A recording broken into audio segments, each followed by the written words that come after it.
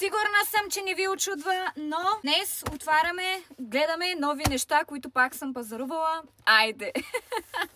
Сега, тук, за да не ме ленчувате, започвам с нещо за мъжа ми. Вижте, цяло поло съм му купила. Между другото, наистина материята е страхотна. Мале, този лак колко грозно ми стои.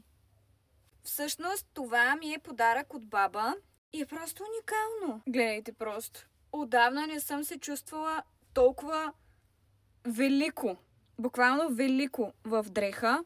Нали, така на пръв поглед човек не може да придобие представа, обаче в момента, в който го обляках, гледай! Аз направо ставам друг човек, чувствам се като Снежанка и по-добре. Даже си представям и с кокче и ето това да бъде, да, но не знам всъщност. Това също е ново. Това е още едно такова поло за мъжът ми, само че в тъмнозелено. Взех си и ето този свичър. Много ми харесва заради мечето, обаче имам чувство, че ще ми е огромен.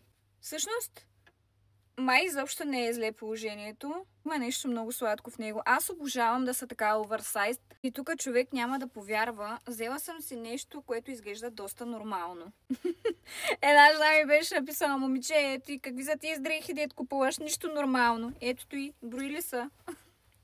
Изобщо не очаквах. Обаче, първо, че ми е голяма. В смисъл, тук нещо...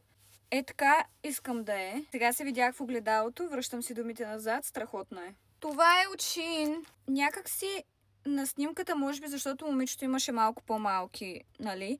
При мен някакси сякаш вулгарно стои, като дойка.